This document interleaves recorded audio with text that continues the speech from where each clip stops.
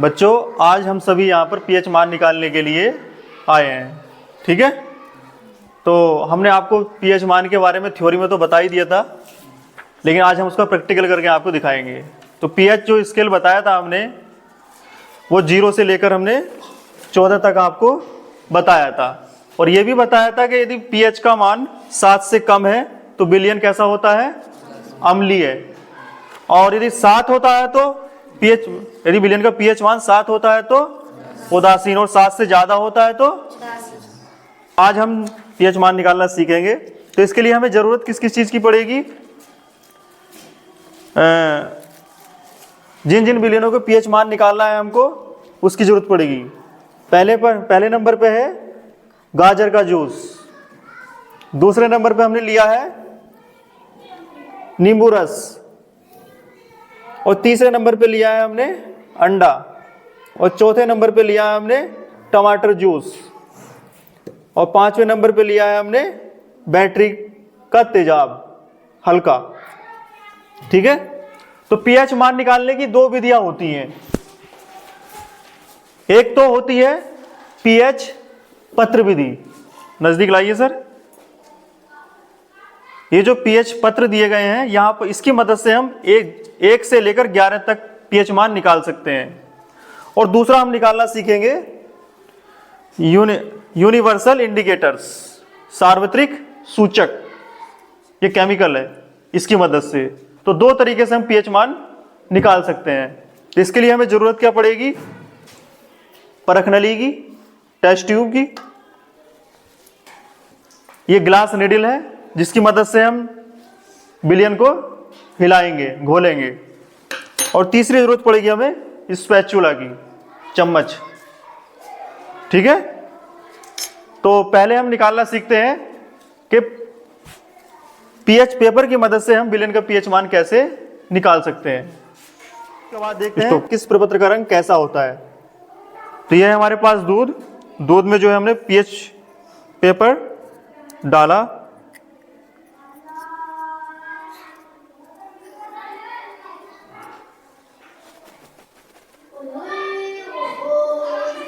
बंद करिए। पास गाजर का जूस, फिर इसमें हम पीएच पेपर को डालेंगे और इसी तरीके से हम एक एक करके डालेंगे।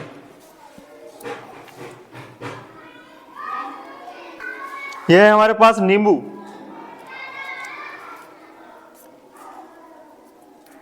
यह है हमारे पास अंडा, अंडे में फिर हम पीएच पेपर डालेंगे, बंद कर देना। यह है हमारे पास टमाटर का जूस और फिर इसमें हम पीएच पेपर डालेंगे। यह है हमारे पास बैटरी एसिड, फिर इसमें हम पीएच पेपर डालेंगे और देखते हैं इसके रंग में क्या परिवर्तन होता है। यह है हमारे पास वाटर, जिस विद्यालय में हम पढ़ाते हैं वहां के नल का ये पानी लिया है हमने और देखते हैं इसका पीएच मान कितना है।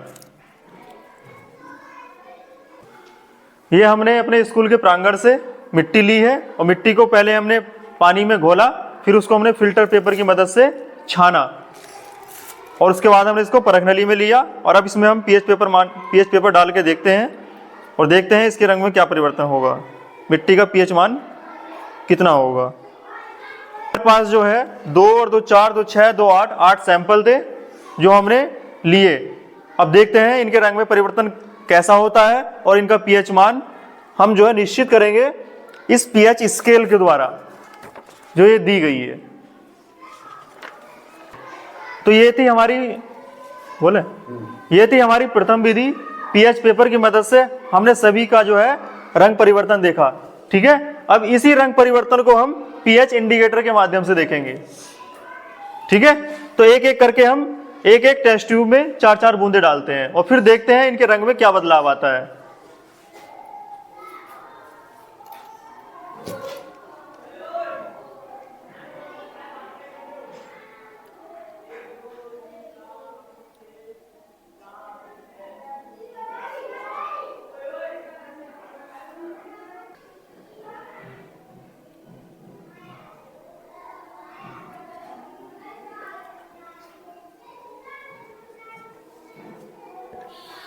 जल में भी डाल देते हैं।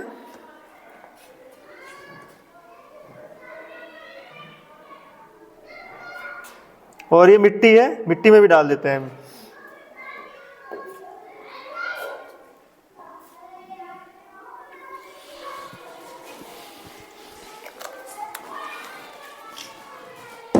अब एक ग्लास नीडल की मदद से हम इनको थोड़ा हिलाते हैं। स्टॉप कर लेना थोड़ा।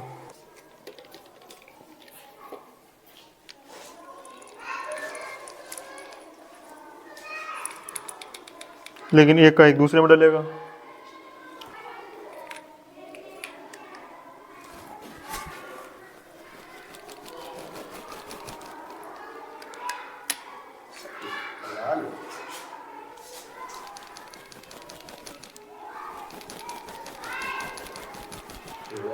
ये अंडा था, थोड़ा मेहनत लगेगी इसको हिलाने में।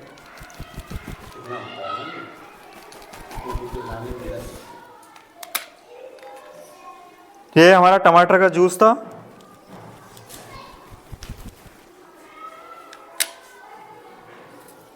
और ये हमारा बैटरी एसिड था। तो थोड़ा इसको सावधानी से हिलाएंगे।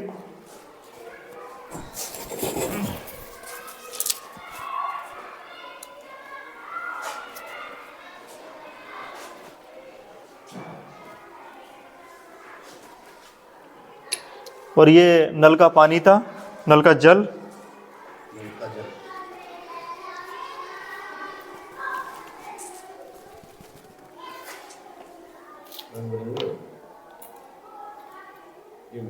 ये मिट्टी था।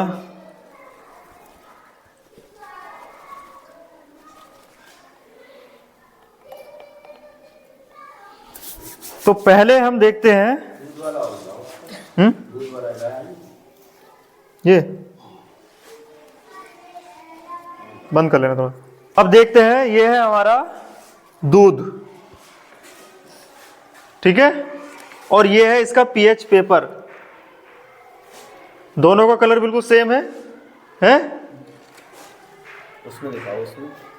अब इसका मिलान करेंगे हम इसकी मदद से, पीएच पेपर की मदद से। तो ये जो है, ये 4 और 5 में किसकी तरह है? 4 की या 5 की? बताइए। टमाटर जूस। एक मिनट बंद करना, एक मिनट बंद करो। अब हम जो है एक एक करके देखते हैं। ये था हमारा दूध, और दूध का पीएच मान कितना होता है? किससे मैच कर रहा है? ये 6 नंबर से कर रहा है, नहीं कर रहा है? 6 या 5 के बीच का कुछ रंग है, ठीक। इसी तरीके से ये था हमारा नींबू रस, नहीं गाजर। गाजर। गाजर के रस का पीएच मान कितना होता है? देखो, 3 और 4 के बीच में किसी रंग से मैच कर रहा है। ये 3 वाले रंग से हल्का हल्का मैच कर रहा है। 3 से थोड़ा ज्यादा है, और 5 से थोड़ा, 4 से थोड़ा कम। तो 3 और 4 के बीच है। वैसे पीएच मान इसका 4 पॉइंट कुछ होता है। और ये हमारा है नींबू रस, और नींबू रस का पीएच मान ऊपर 2 नंबर। Lemon juice 2 number. देखिए मैच कर रहा है। तो नींबू के रस का पीएच मान कितना हुआ? 2। और ये था हमारा एग, अंडा। अंडे का पीएच मान 8 नंबर पे। देखिए क्या इस कलर से मैच कर रहा है? तो अंडे का पीएच मान हुआ 8। इसके बाद क्या था? ये टमाटो जूस। टमाटो जूस का पीएच मान कितना होता है? 4। ये देखिए 3 और 4 के बीच है। और ये था बैटरी एसिड, 0 नंबर पे। देखिए कलर मैच हो रहा है। और ये था जल। जल का पीएच मान देखिए, जल का पीएच मान कितना होता है? 7 नंबर पे। देखिए क्या मैच कर रहा है ये। इसी तरीके से ये थी मिट्टी। मिट्टी को हमने जल में घोला था, और फिर हमने उसमें जो है यूनिवर्सल इंडिकेटर डाला था। तो पीएच मान देखिए इसका 7 और 8 के बीच। थोड़ा डार्क है, तो इसलिए 7 से थोड़ा ज्यादा है यहाँ के जल का पीएच मान। यदि आप लेंगे आसुत जल, जैसे मान लीजिए आप जल उबालते हैं और प्लेट पे भाप जमती है, तो उस जल को यदि आप लेते हैं तो उसका पीएच मान बिल्कुल एक्यूरेट 7 ही आएगा। ठीक है, तो इस तरीके से जो है हमने 2 विधियों से अलग अलग तरीकों से पीएच मान निकालना सीखा। ठीक है, धन्यवाद।